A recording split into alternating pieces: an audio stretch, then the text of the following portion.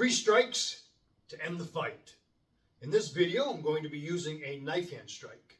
To make a knife hand, bend your fingers slightly and lock your thumb on the top.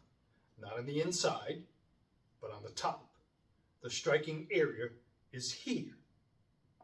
In this video, we're going to be striking the throat. You should only strike the throat in a life or death situation. Now for the technique. From a circle guard, I'm going to lunge forward with that knife hand strike to the throat.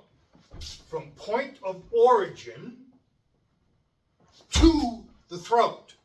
From there, I'm going to horizontal elbow to the jaw or to the chin. I'm going to attach. I'm going to knee him to the groin, and I'm going to escape.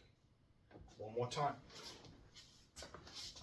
From the circle guard, knife hand strike to the throat, horizontal elbow to the jaw or to the chin, attach, hold on to the clothing, knee him in the groin, and escape.